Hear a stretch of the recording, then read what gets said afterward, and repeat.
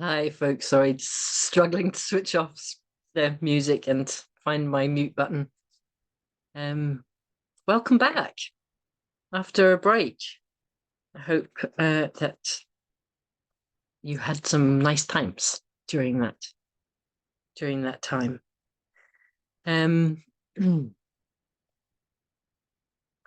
Right. So this session is about what. Well, we're kind of starting from the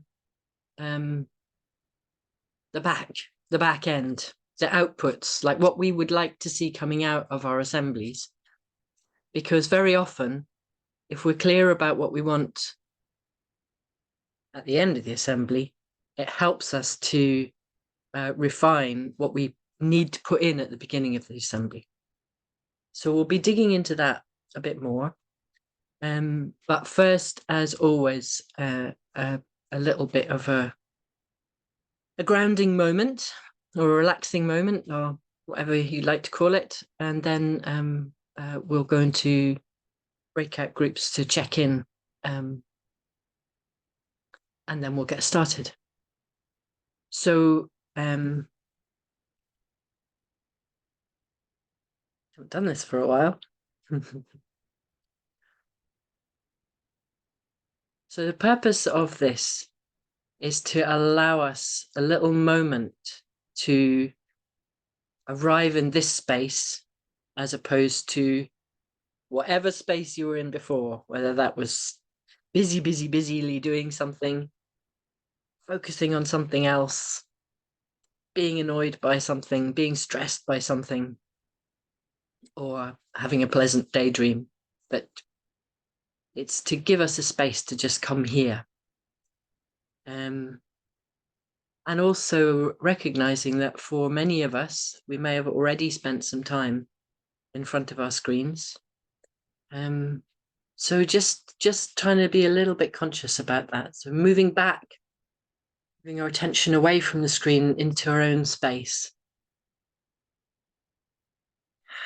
Using our breath, maybe closing your eyes or just looking at something that looks nice to you in your room that gives you pleasure to look at. Whatever you do to move into like, oh my right now.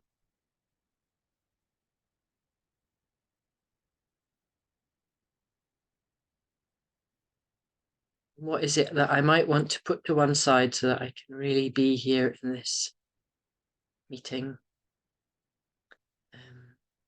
and that I can pick up again at the end.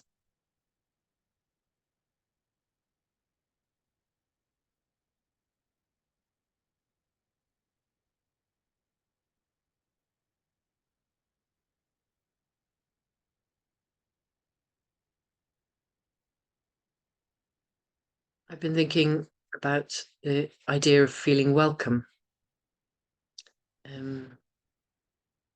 And it might be interesting to just think about, do I feel welcome in this space? Do I welcome myself into this space, and am I welcoming other people?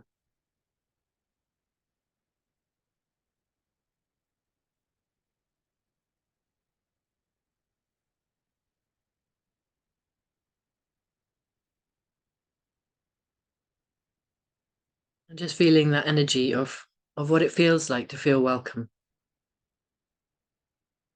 and to welcome others.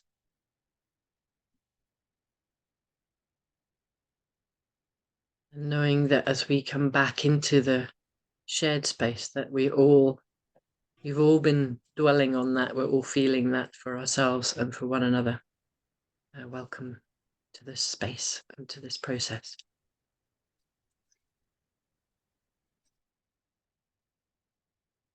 So coming back into the level of connection with the screen that feels comfortable to you just now. Having we look at all these people who've been thinking welcoming thoughts about you.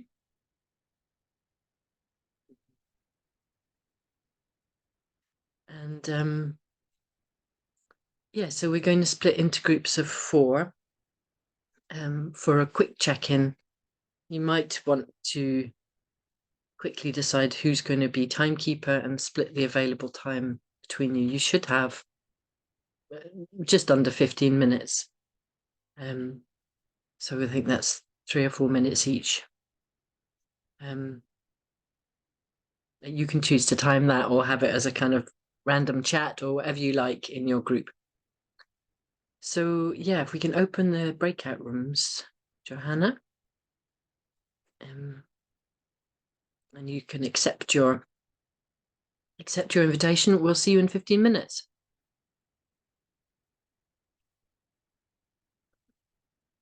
Someone called Leith Forever. Haven't seen that.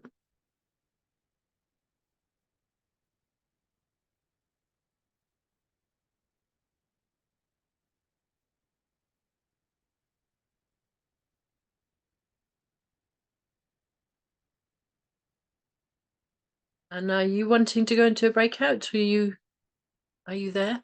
Or are you on passive at the moment? I mean, it's fine if Chrissy and Anna aren't joining a breakout group. That means they're 3 groups of 4, aren't there? So that's actually fine. Right. I mean, okay. if they want to join or yeah, join there's sorry, Benjamin, I'm afraid I won't be able to do it right now. So That's fine. we'll see when I get home. But yeah, I'm here. You're on the road. No yeah, problem. that's why I read on the chat. But yeah, I don't think it's gonna be suitable. Sorry, I The place wasn't. that I'm in. That's okay. That's okay. there's one room with 2 people in it. So I could move someone or just leave it with 2 at this point. So have you got 4 rooms then? There's 4 rooms, 2 of them have 4, one of them has 3, and one has someone that's not joined. So there's one with 2 in it. I guess so you could join the 3 and the 2, yes? Yeah. Do whatever you feel. Yeah. Just thinking if 2 is too quite small for this. Yeah, could always put it into join the 3 and the 2 maybe. Yeah, okay. Depends on the 2, doesn't it? I'll or is that that's join the will that be 5 people though? Will that be too many? I would leave it. Okay. I think the two will probably find enough to chat about. All right. Philip's there. So He can cope. Okay. And Chrissy often doesn't join in the checkouts, just the check-ins. Yeah. Is that right? Yeah. I'm finding myself very rusty with this.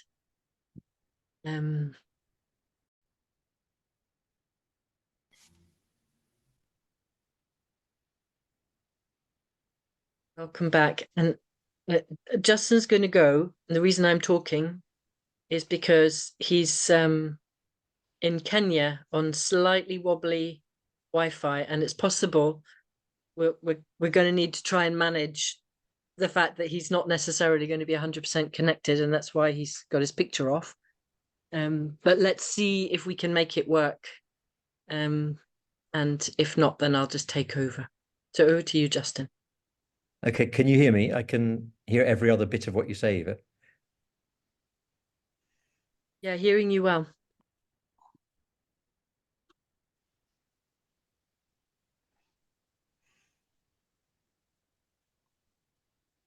But not now. Oh no, Justin can't hear anything. Oh, I heard that.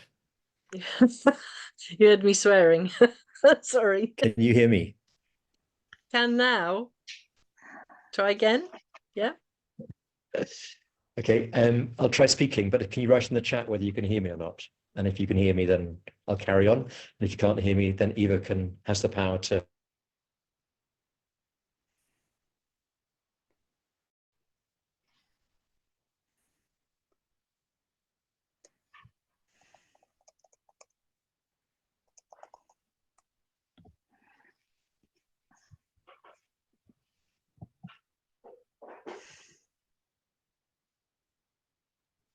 I'm imagining Justin's sort of kicking off with great vim and verve.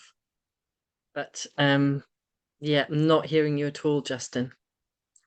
Okay, let's let's hope that that fixes itself, and I'll start with slightly unprepared. So what were we going to say? So the first thing we wanted to check in with is based on the message in the chat. Oh, is it electricity has just cut off? I just got a WhatsApp message saying Justin's electricity's gone, so he may come back at some point. Has anybody come to this meeting with a possible assembly that they'd like to run, or an actual assembly that they'd like to run? Or a fantasy assembly they would like to run? No? Oh yes, JC has one. Okay. Everyone else, all right. So we have an exercise later on with that needs you to be thinking, at least in theory, about an assembly. And I think what we'll do is create 3 breakouts for that. And whoever goes in the one with JC can help him with his ideas for his assembly, and the other ones will need to come up with a scenario for a possible assembly in a real or imagined community. And I think that the process will work fine like that. But let me start with just some thoughts on this idea of starting with your outputs.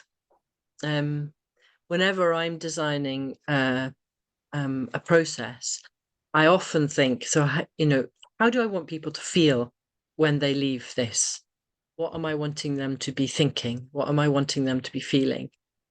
And that sense that you know where you're going can really help you to focus on what it is you want to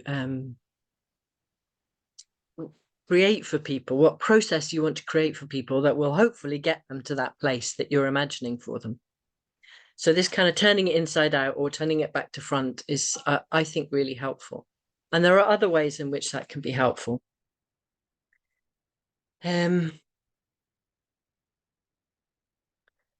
One of the things we wanted to show you in terms of outputs is this. We've got ideas for assemblies dribbling in the chat, so that's great. And Johanna, if you could, I think there's now 3 people saying that they have ideas for assemblies. If you could create the breakout groups so that JC's in one, Brian's in one, Barbara's in one, and Philip is in one, and then the other people are scattered between those. That would be fantastic, and that's going to be a fiddle for you, but I've got some stuff to say, so you'll hopefully have time. A quick update on Justin. The whole of that part of Nairobi has got its power out. He's trying to join on his phone, but I don't think this is going to happen. So you just got me tonight. Would you be able to share screen, Johanna, with the slides? So I think we've mentioned before this idea of the 4 pathways out of an assembly, and that's what I wanted to show you on the slides, to take you through those. And we start with, there we go, pathway 1 is this kind of personal empowerment. And in fact, Justin and I have got an ongoing disagreement about whether this is a pathway or whether it's something else, because it affects all the other pathways. Basically, it's a pre-requirement for any of the other pathways out of the assembly to work. Because if you don't have people who are empowered and feel like, oh, I could do this, and not only that, but I want to do this, then none of those other things are going to get off the ground in the community. I'm just wondering if anyone else is seeing the slide, or is everyone else seeing loading? Yeah, everyone else seeing loading too. Let me try. Try Hang on a again. sec. This is Justin calling. I probably should take it. I just.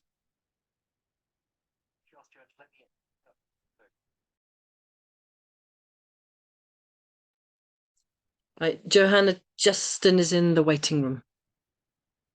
If you could let me in. Okay, so yeah, that is working now. Thank you. So 4 pathways out of community. Someone gets this. So pathway 1 or possibly pathway 0. I'm not sure. Well, I can have a conversation about it later on. But this first underlying absolute pre-requirement for anything really effective to come out of an assembly is that people kind of get that this isn't just anyone who is going to do this stuff. It's actually, it's me. It's me. I have to do something if I want this to go.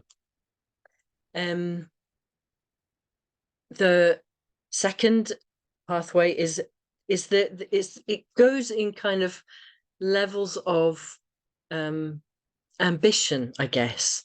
So the second pathway is slightly more ambitious than that. It's saying these are initiatives by local people to meet community needs, but they don't need much money to happen. They don't need to go through great big permission processes. They're like, there's this, derelict bit of land that nobody seems to own. We could create a community garden on it. Or we've identified as part of this assembly that nobody's got any childcare. Maybe we want to set up some kind of childcare circle.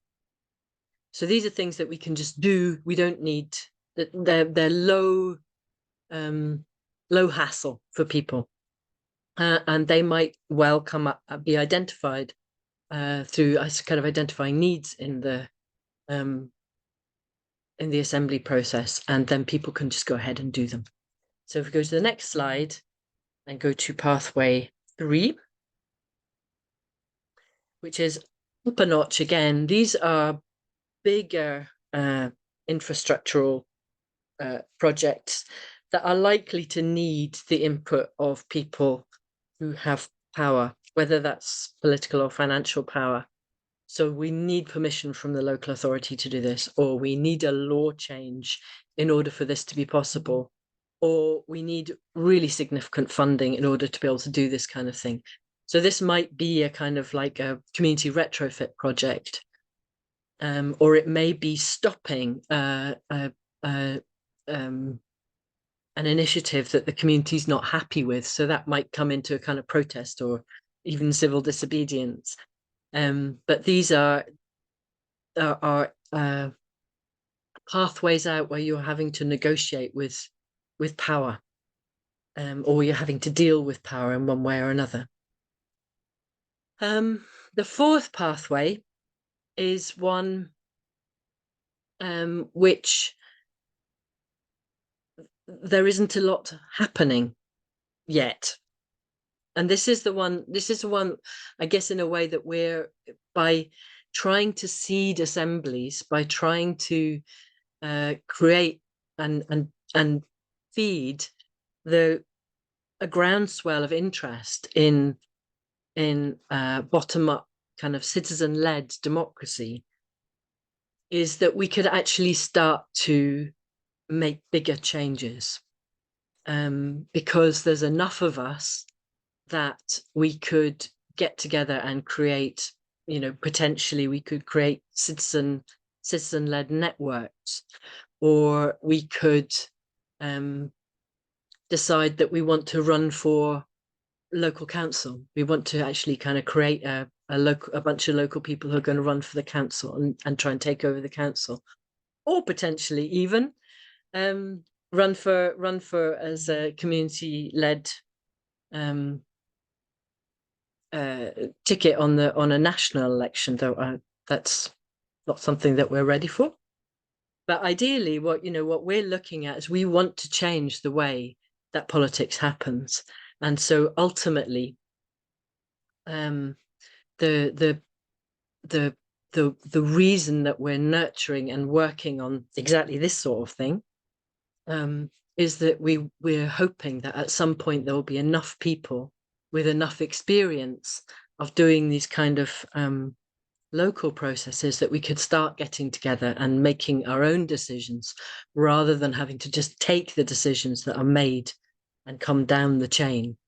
We can start making decisions that go up the way, and potentially change that whole structure of power over politics into a power with politics, which is what we need to do if we're going to change the trajectory of the way that things are happening. So I think that's all. We'll just check what the next slide is. Okay, yeah, if you just stop the share.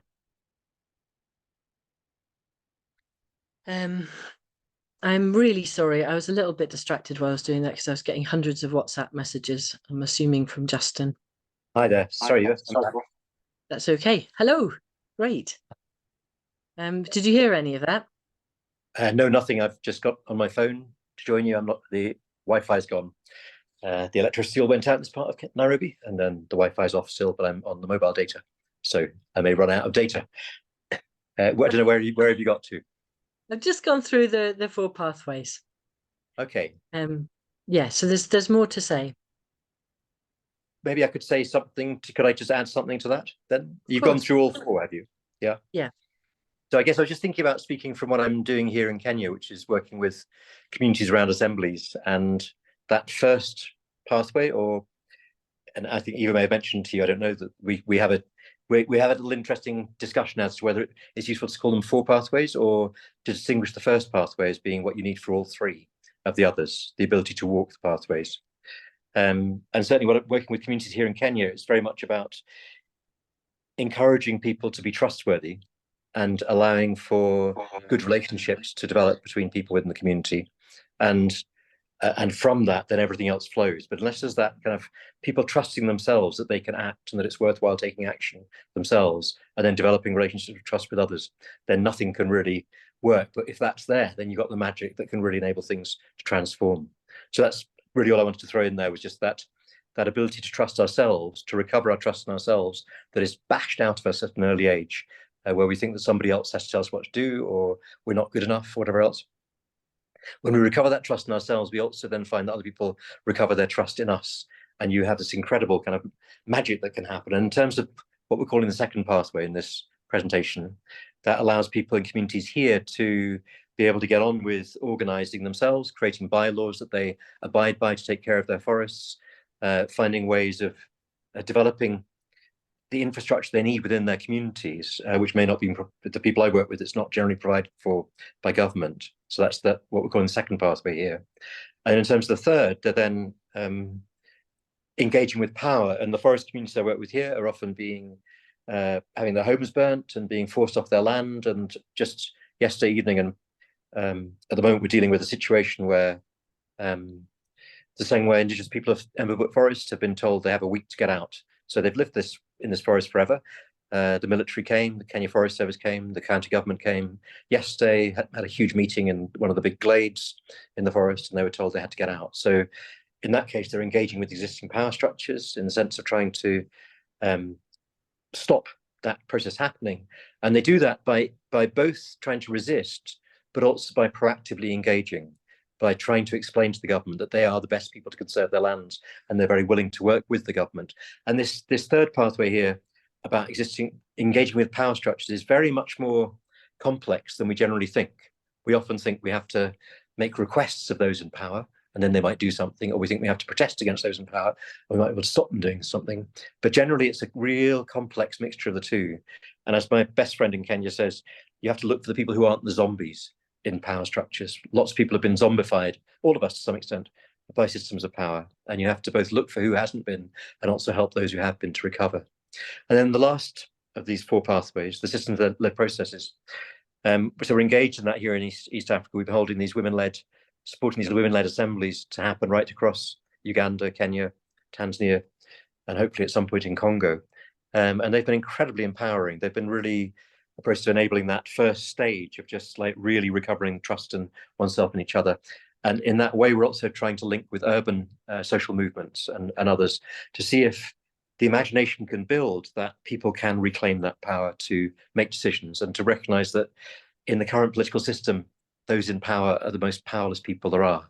They're the most powerless people to be able to actually make the changes. All they can do is kind of run and look as if they're doing something and maintain the status quo, when what we need is something utterly different. So that fourth pathway, the notion that we can come together and really change the whole thing, is absolutely fundamental. But it can only really happen as you build the other three pathways, as you recover your trust in yourself, and as you are creative in your community, and as you try and engage with power. You then can realize how powerless that power system is, and how much and how capable we are of replacing it with something that's utterly humane, if we're willing to take the risk and dare to try. So I just wanted to throw that perspective in, and I may vanish.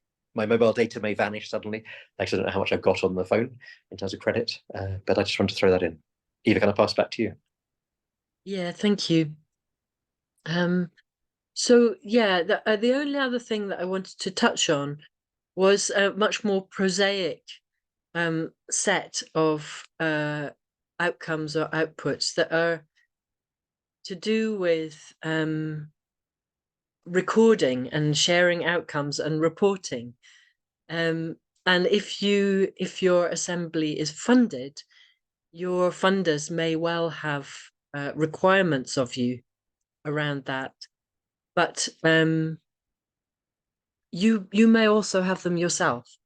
And I think that it's also really helpful to think about the kind of monitoring and evaluation that is often imposed by funders, but really try and take ownership of it for yourself. So what am I wanting to make sure? Why am I doing this? Why do I care?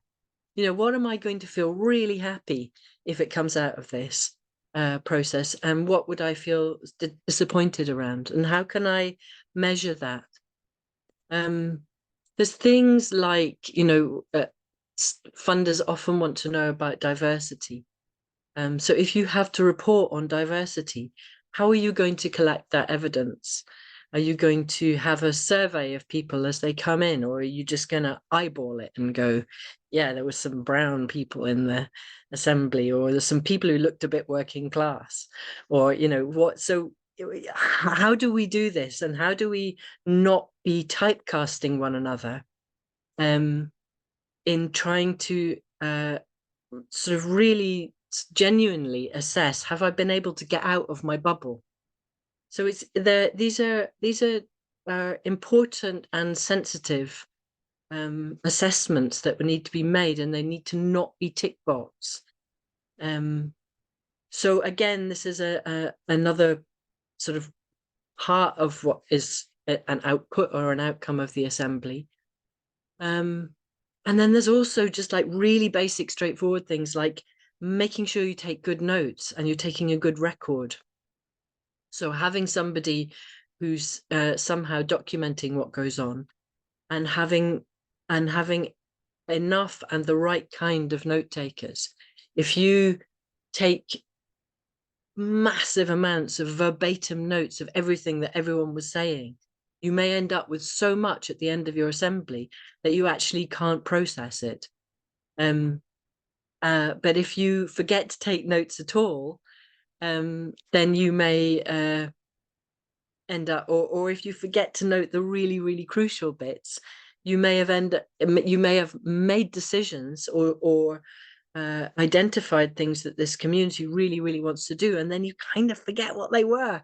Particularly if you're feeling responsible for the assembly, and probably in kind of quite stressed performance, I need to hold this all together mode. It's like it's so easy to forget things that happened afterwards. So making sure that there are people in the assembly who are dedicated to and have thought through, how are we going to make really sort of meaningfully capture the process and the decisions or identification of next steps that come out of this.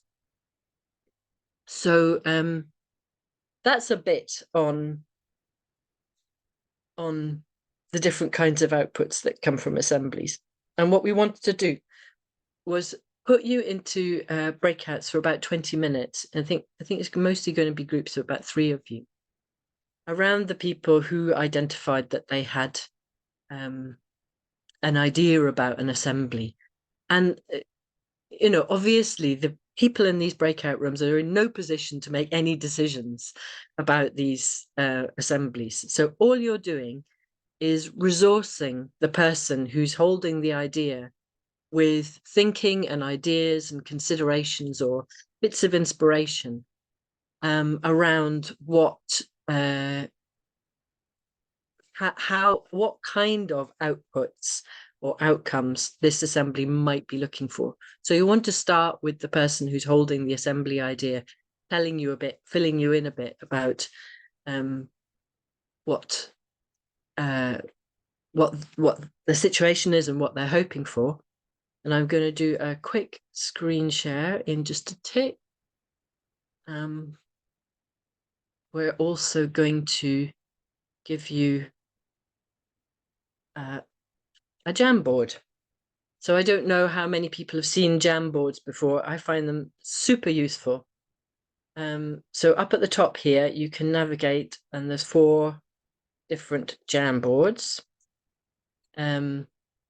So they just use this as your breakout room number. So when you get offered to go in a breakout room, take a note of what number it is, and that you either will go into group 1, group 2, group 3, or group 4. At the side here, you can make a sticky note. I don't know if you can see that. It's popping up on my screen. And I can't see your faces, so I have no idea if you're getting that. But along the side at the left, there are some different functions, and this one here is the sticky note one. So you can write on that, and then you can move it around just by clicking on it with your mouse. And you can also make it bigger if you've written a lot on it and you want it to be visible. But please try not to write too much on your sticky notes. How do I think you just go delete. You just select and delete if you don't want a sticky note. Try not to write more than 8 words if you possibly can. And it can be hard to confine your thoughts to that, but maybe you use 2 different sticky notes. Just get the essence of an idea over, or else again they become difficult to navigate. So let me just share the link for that. Just popped it in. Oh, great, thank you. You So yeah, wow. Sorry? Do you want the prompts in as well? I think so. Wait a second. Yeah, I was just going to see whether anybody had any questions, and Chelsea does. Thank Go you. for it, Chelsea. Yes, so could you explain really quickly that process again? So who holds the groups and So- we're moving around groups, or Yeah. just No, you're not moving around. Don't worry. You've been Johanna has organized breakouts around the people who said that they had an assembly.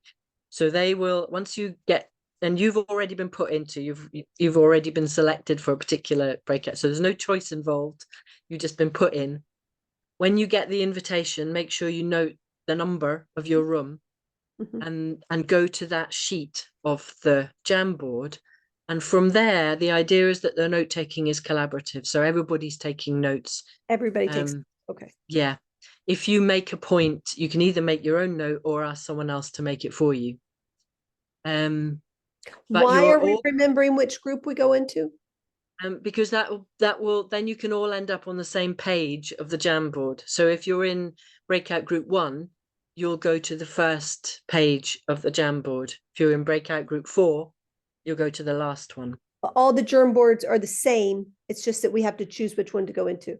Exactly. So that you're all, so that the notes that you're making are the notes that are happening in your room. Okay. In your conversation. Okay. And So yeah, so person, whoever you are, who said that you had an assembly to think about, you start off by framing the situation for people, and then we do have a few prompts. Yeah,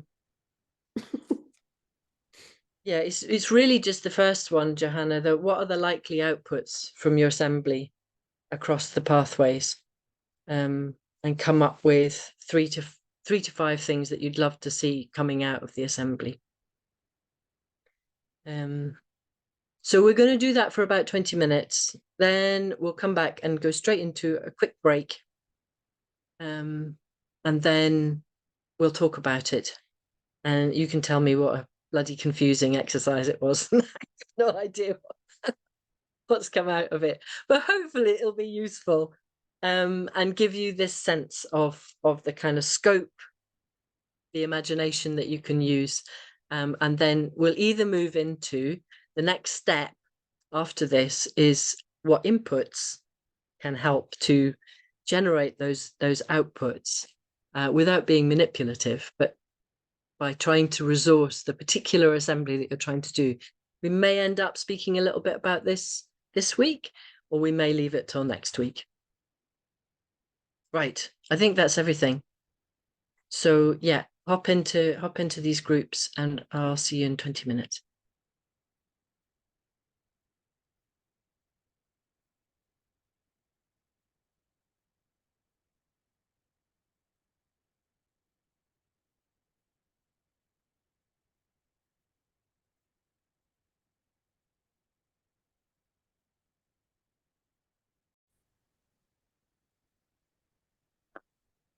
Hey, I really hope that was fun and interesting, and we are just going to have a quick break before we continue and get some feedback on that from the different rooms, and just talk generally about outputs. We weren't so watching should we? the time, so we got kicked off. So I just want to say thank you so much to Pam and Jane. Great. Yes, the guys that I was with. Thank you very much. Any more? You're welcome to stick around, but I was thinking a 5-minute break for a cup of tea or a pee or whatever else would be good. So come back at 51. Would that be right? Yeah, 51.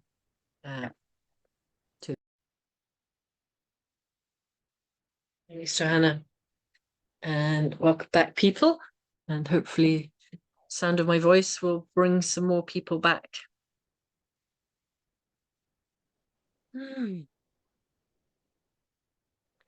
Okay, I was you will have come back to requests to become co-hosts, hopefully, which you can accept. So we're all co-hosts, which means that anybody is able to use the share screen function.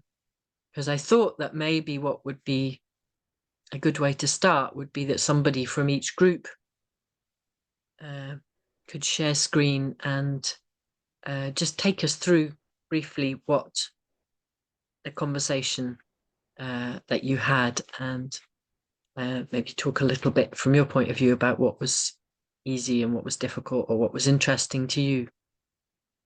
So could we have somebody from group 1 who's willing to do that? It was my idea, but so I would be really grateful if Pam or Jane wanted to talk about it. I think it would let me hear it back. Great.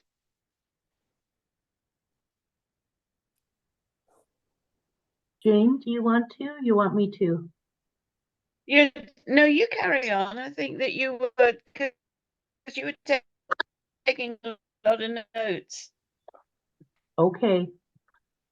So, the idea was that the community would work together to ensure food security across the region. And that was the idea. People would come together to discuss. And out of the hoped for and likely outputs for pathway 2 would be that more people would use the existing community fridges. More people would grow their own food. People would share gluts of food and use the local seed bank. And so, yeah, those are almost more awareness raising things, but coming together to make an agreement about these things. And then pathway 3, we decided that local grocery stores were part of the power structure and that they would become more involved with community fridges. Use local authority land for food growing for people who don't have their own space.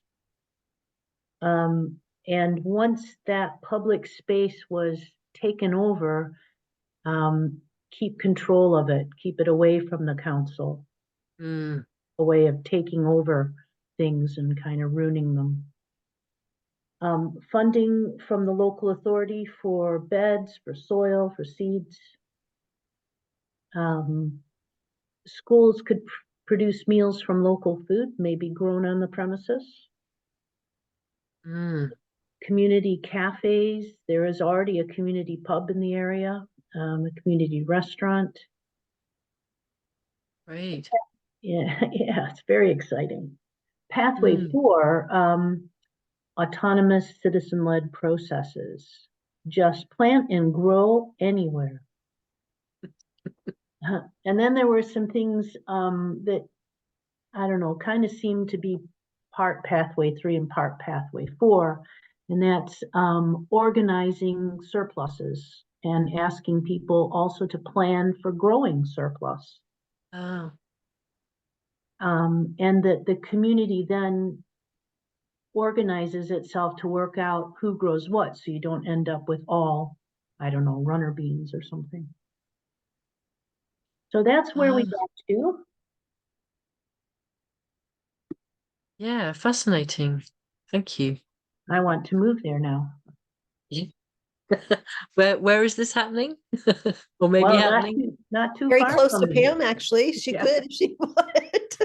Just Outside of Stirling. Stirlingshire. In Stirlingshire. Yeah, everywhere, says Anna Maria. Absolutely.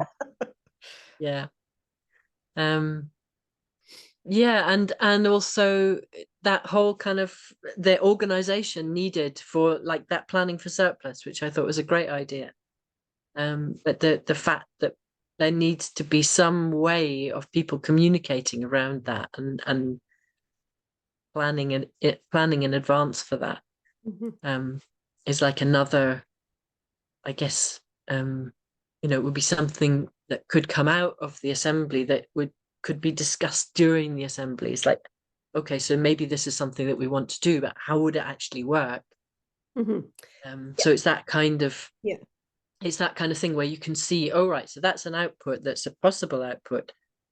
What processes within the assembly could happen that could help that, give that the best chance of being a meaningful outcome that would actually work. And we didn't discuss the producers that we already have, like local dairies, for instance. Right. And how to like ask them to operate as co-ops if that's possible, or those kinds of those big structural differences that might need to happen in order to, if you're creating a different system, if you're removing the food system from the capitalist structure we're already in, then those food producers are going to have to operate differently as well. Yeah. And that's where, thanks Pam and thanks Justin. Oh, he's gone. That's also where that kind of feature of the fourth pathway, where collaborating with other communities could become quite important. If we're talking about existing producers who are likely not just, they're quite possibly not putting any of their produce into the local community at this stage, but if they were, then it would not likely be just to one community. It would be over several communities. So how coordinating that might work is an interesting thing to think about. Any questions on this one, or should we move on to room 2? Not just now. Okay, so who is in room 2? Brian. Do you want to? Yeah. And Yeah. Nick, Philip, and Francine, I think it was. Okay, I'll share my screen so you can see. There you go. So what were you talking about? So I was basically saying, what if I could start something within the street, probably more around finding out what issues they actually have, because at the moment there's not much happening at all. So I'm thinking more of well, it was Nick. No, it was Philip, I think, brought up that it was neighborocracy that tied in with the kind of thoughts that I was having. Because what I'm thinking about in terms of the work I've been doing with yourself at Tory, that how do we get smaller units to feed into that and build up the People's Assembly for an area like a community council size? And so that's kind of where I'm coming from. So if I start with my own street and find out, because there's not great big issues in my street, except there is a hole just appeared the other day at the one entrance to the street. So that's going to be an issue, but I'm pretty sure the council's on it. So we don't have a big fight with the council to get it sorted because it's going to be so bad. This happened a few years ago, so it looks like it's being done again. But anyway, the idea was to gather information and the skills, and I'm just thinking about, I mean, I don't know my neighbours that much. There might be guys there that run businesses in the other part of the city, you know, that could have a good effect on what we're trying to do here. But being the oil capital of Europe, supposedly, many of the guys might be in the oil industry and might not be so keen to hear about climate change and such like. So we'd have to tread a wee bit carefully there and just find out what we've actually got at the moment and then take it from there. So we did think about skills once we found that, also tool sharing within the immediate neighbourhood and trying something very locally.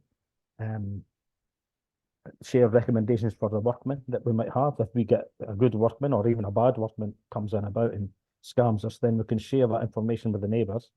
And possibly use Facebook, or we kind of thought WhatsApp might be appropriate, but personally I like Signal.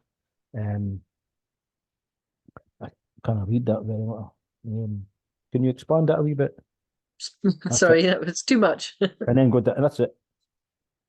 I set up an email, yes. I'll use an email initially, just to, as long as we can get the contact information, that gives us a start to share. And then just find out what the issues are. I mean, some of my neighbours, they might be on the breadline, I don't know. Maybe they put all their money into the house, purchasing the house, or they're renting it at a high rate. No, who knows? They might not be as comfortable as themselves. So if we can find these things out, maybe you have a shared larder in the street somewhere, you know, and where people can just share stuff there, and maybe just, you know, have regular meetings eventually. Because at the moment, very little in the street goes on at all. Although many years ago, we did have a problem with drugs in the area, and we started up a neighbourhood watch. But once the druggies moved on, there was not a problem anymore. Everything died down. Then, of course, there was mention of COVID be having a detrimental effect on some streets, where there was quite a good neighbourhood thing going on. But after COVID, it seems to have died away. And there was a discussion around, like in my street 40 years ago, when I had my bairns out there playing around, other bairns would be there playing around, and that brings you together as well. Having been involved in the schools, but now we're an older generation where it's grandkids now, but the grandkids are now on tablets and phones. They're not doing the same kind of thing that they used to do. So that interaction between households is more difficult. So we have to kind of counteract that somehow. And thank you to whoever put I think it might have been Nick, put in the neighbourhood democracy. Joseph Rathenham and neighbourhood democracy. They put that in the chat for me. So that's great. Thank you. I've got that up. Anyway, that's me. Thank you. Great, thanks very much. Yeah, and there's lots of things that could come out of that. I was thinking about, you know, if there are slightly more elderly people in the street, there's a really nice scheme that's about people making meals, making extra food for neighbors who find it difficult to cook. So that kind of food sharing idea that you had, and maybe also, you know, you could maybe start off with like a street party. That's also a possible way of bringing people together in the first place. Were my thoughts. Anyone else with thoughts on that, on this one? Sorry, just before we move on, you maybe caught me smiling there because I also said that I'm not the most sociable person. So I don't know how this is going to go, but give it a try. Absolutely, JC. I just want to come back on the concern about people, let's say, working in the oil industry. I was very taken aback in France. A number of us ran an anti-nuclear international meeting, and we were taken aback by how many people who came to the meeting actually worked for the EDF, which is the French electricity company. Many people working in these industries themselves are highly concerned about the state of all the things that we care about. So that's worth taking into account. Yeah, yes, thank you. It's unlikely or maybe not so unlikely allies, allies from maybe unlikely places. Because yeah, they do understand what the situation is, sometimes better than other people, but are stuck in jobs that they need to be in for whatever reason. Okay, group 3.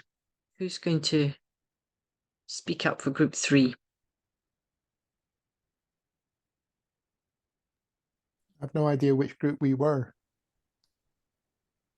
I think there may only, were there, how many breakout rooms were there? So there's I was one in that group 3. I was in group 3. But if Chrissy is happy to speak for us, then I'm more than happy for Chrissy to do that. Okay, I'll have a go. Excellent. Well, I'll share screen for you again so that you can see. Oops. Yeah, make it smaller. Go on to the next one. There we go.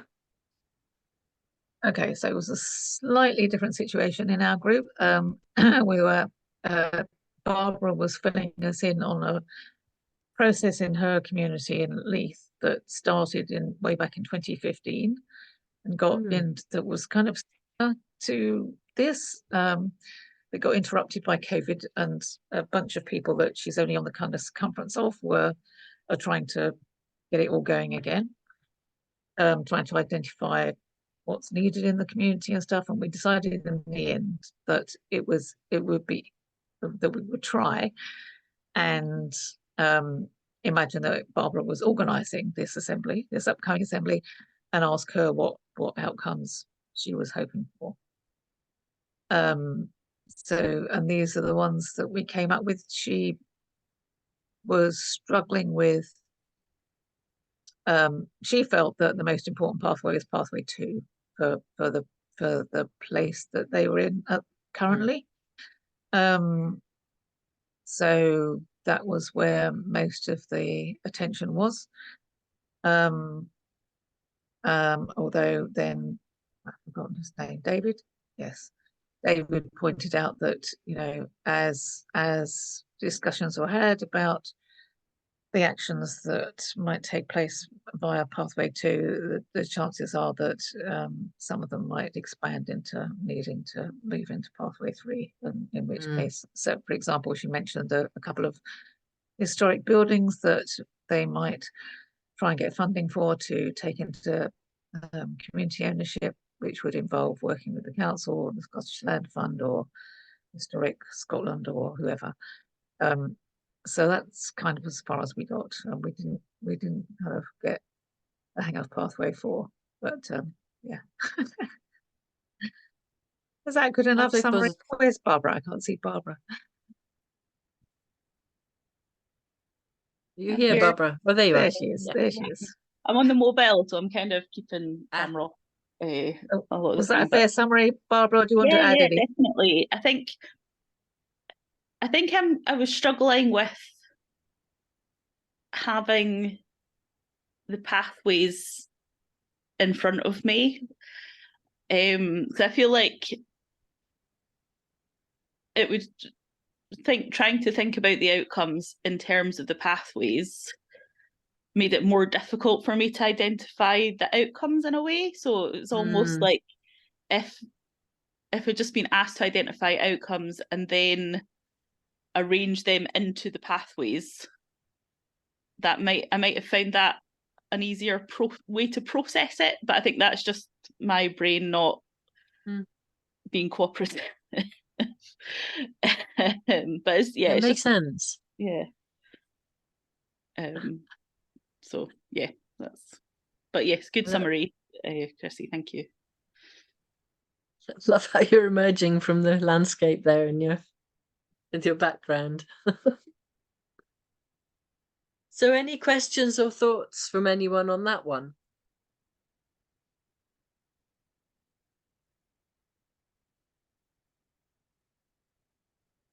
Francine, you're muted.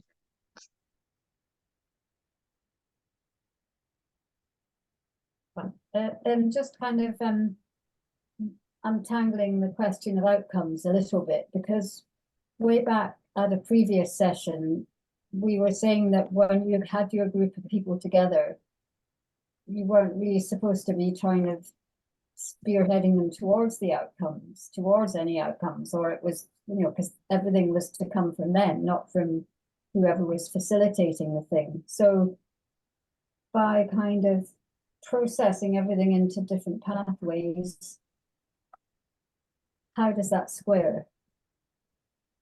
Yes, I do take your point, and I think there's a tightrope to be walked between having already decided what you want the outcomes to be and sort of shoehorning people into, well, what we really want to happen is this community garden, so you guys better come up with that idea for us. Obviously that's not that's not the intention in assemblies, but at the same time, if you have no sense of what the idea is in the process that we've talked about, is that you will have spent some of your time in the preparation phase of this, speaking to lots of people in the community.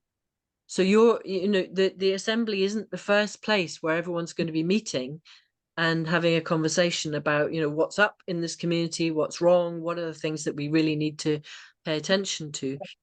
That process will have informed you so that you have at least the beginnings of an idea of what people are likely to be thinking is important in the assembly. And if you don't have that, it becomes very difficult to plan for the input that you might have. Like, if you know that everybody is really, really exercised about a proposed infrastructural development, and lots of people in the community are upset about it, or it's a big bone of contention and some people are for and some people are against, that's going to give you a steer as to who you could ask to come and speak. If you don't know that, if you're just kind of showing up and going, okay, what do you want, guys, then you won't have been able to get those things lined up. So there's this sense of like having a kind of having made some intelligent guesses based on the information that you're getting from people about what's likely to be needed and what's likely to be able to come out of it, without shoehorning people into your preset idea. Okay. And as we go on and kind of look at the sort of tools that we might use within the assembly to help people think creatively, hopefully you will agree that there is a happy balance to be found in there.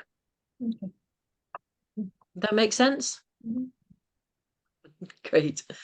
Chelsea. Yeah, thanks for that, Eva. We had kind of similar questions along those lines. So that's what I suspected. I also thought like doing that process allowed me to think of who I would engage with. So in that scenario of that assembly, it's not necessarily clear because it's across a lot of villages, and maybe it's just engaging mostly growers and producers.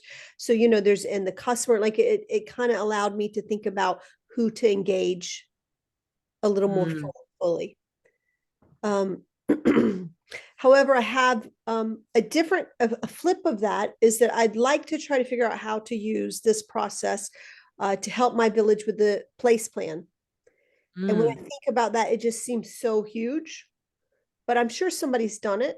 And so I was wondering if you have any experience with that, like the community-led assemblies developing the place plan, because in that case, the audience is captured. We can go knocking on doors and invite them along and get their opinions, but it's just so massive. There's just so many different elements to it. To a place plan. Mm-hmm. Yeah. Yeah. I do know of somebody who is starting to do exactly that in Banchory, and could probably put you in touch if that would be useful for a chat with people who are involved in that. I mean, my sense is I haven't done it myself with a place plan, and I think the idea with these, you know, the good idea behind any of these schemes is that it's trying to create a structure for people to work within. And there's no way that somebody sat down and said, okay, let's make these place plans too complicated for anybody to do, and completely overwhelming to think about. They may have ended up with that, but I'm sure that that wasn't the intention in the first place. So you know, in your place, I guess I would just like take the initiative and go, okay, we can't do this whole place plan in Awana. It just boggles everyone's brain too much. Why don't we take one part of it? I was thinking that, like, does it break down? Like, would you have like an assembly on transportation, and then another assembly on healthcare? You know. Yeah. Yeah. I mean, personally, I really love themed assemblies. I think they're exciting and interesting, and they give a sense of like we've got somewhere to go with this, and also that it kind of different assemblies will cater to different people's interests. Okay. So that, yeah, so that could be a really nice way to do it. Yeah. Okay. Right, and Barbara's put a resource in the chat there. Thank you. Anna Maria.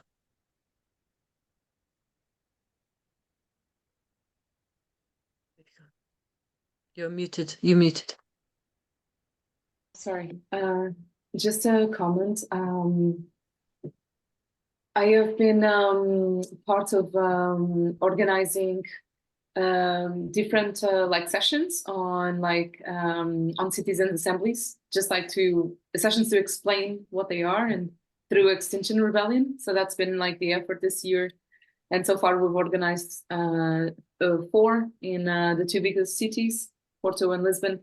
And the main concern that people bring, one of the main concerns is about really how vinculative they can be. And how what? How, sorry, I'm translating from how binding, I think is the word. Yeah. And so like, this is like by far one of the main, and I know we may have already touched this aspect of it, or maybe we will touch it even further. But at least here so far, most people, and it's usually the same ones who join the fight, there seems to be this concern about, okay, like that sounds great, but if the government's not going to follow, we're just not interested, whatever.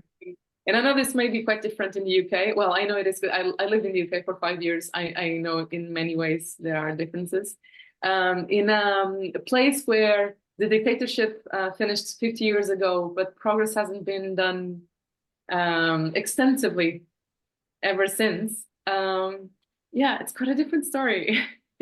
Yeah. Well, I think that's one of the reasons why we focused on people's assemblies as opposed to citizens' assemblies. Because we had a citizens' assembly on climate change here, and you know, but basically it was broadly a bit of a waste of money, and of people's time, and quite a lot of the people who went through it eventually, once they'd heard back the kind of government response, that were quite angry about the fact that they had been kind of taken through a process that didn't really make sense. So if, you know, with these citizens' assemblies that are completely government focused, it doesn't give you anywhere else to go. Whereas if you're doing a people's assembly where, you know, you're focused on a local area and people can turn up, you may have demands for your local authority, and you may have demands for the national government, but you've also got these other pathways, which are, and these are the things we're going to do, whether you like it or not. These are the things that we just want to happen in our community. And I think that can build a kind of sense of agency, a sense of momentum within a community. And it may be, you know, from my kind of like very idealistic sort of point of view, it's that feeling that we can actually do things together that change our world, that is a step towards people believing that they can change the political system. That you can't just jump to that, and that these assemblies are partly to do with just practicing using that muscle just a little bit, just to pick up a community garden before we pick up the whole national agriculture policy. And we're going to work our way up to that, but we'll start on the community garden. So yeah, I think that for me, these feel like kind of, it gives them more chance to have actual real life outcomes and outputs, because we are not going to force our neoliberal governments to make good decisions. They just are less and less and less likely to do that, it seems to me. Which doesn't mean that I don't think people should be working on that, because I think it's great, and of course we should be holding power holders to account and trying to force them to do good things. But this area that we're working in is not so much about that. It's more about how do we step into the responsibility, the sense of our own authority and our collective ability to listen to one another and tackle difficult issues together that could actually end up with us changing our political system. So we're in funny territory. It requires some suspension of disbelief to just have a go. So I'll go to Philip. Thank you for waiting patiently there.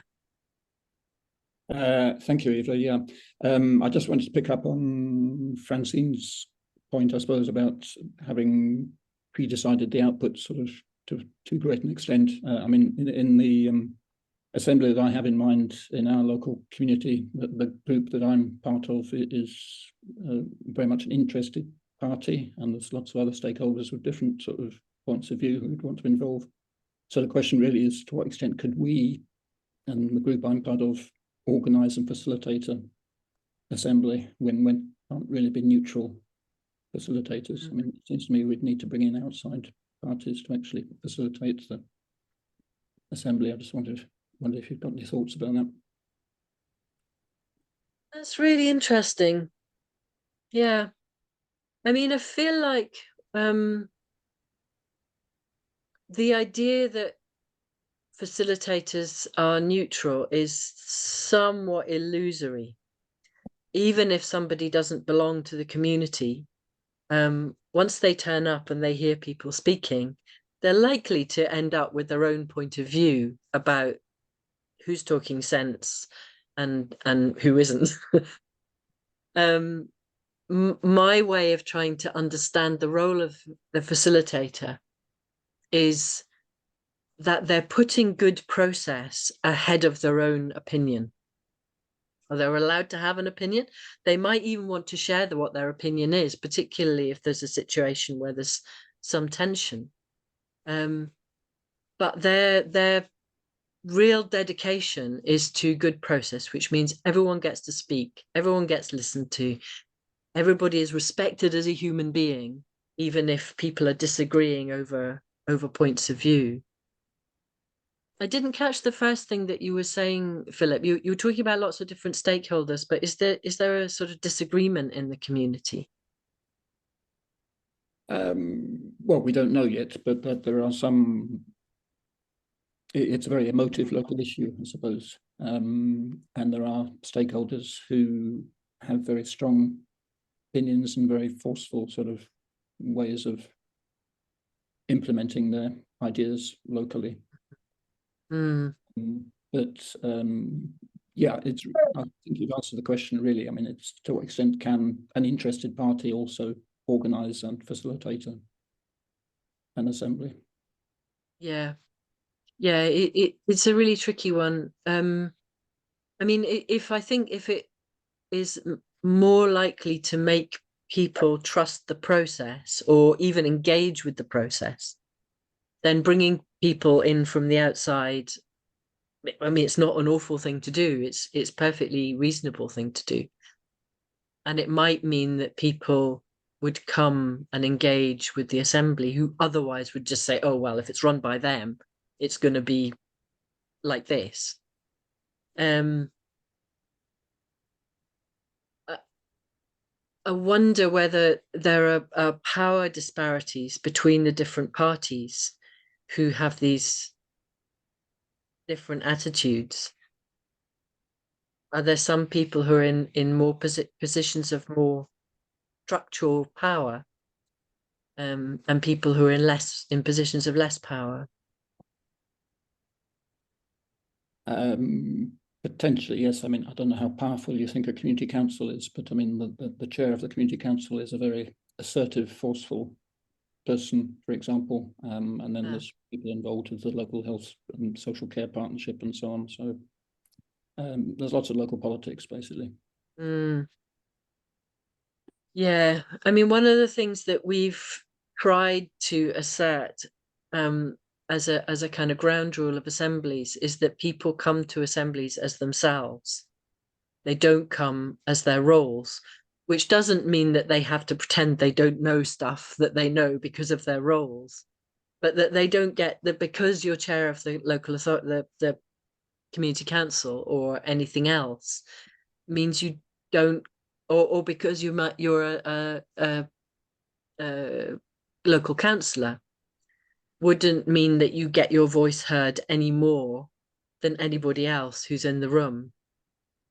So I think a lot of what would make an assembly in a context like that work or not would be quite a lot of careful thinking about how to design a situation where people get to feel that their voices are heard, but also where you maybe try and the group values and agreements, but where you also try to come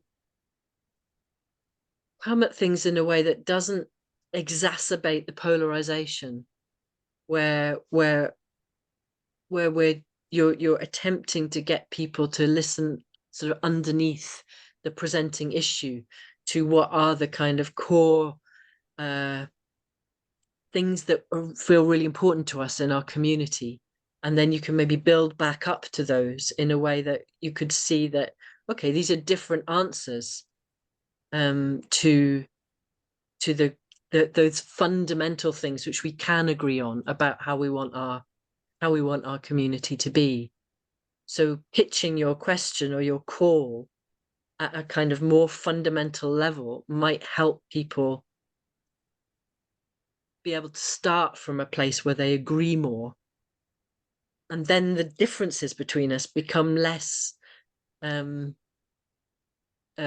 less polarizing, because we know we're all trying to get to the same place. We just disagree on what's the best way to do it, is what occurs to me. Anyone else got thoughts on that? So what you're saying is you identify what that place is. Like, didn't you say that before? You dream of what that beautiful place looks like, what you want your village to look like, or yeah.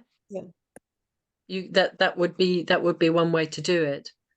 You know, what kind of community do we want to live in?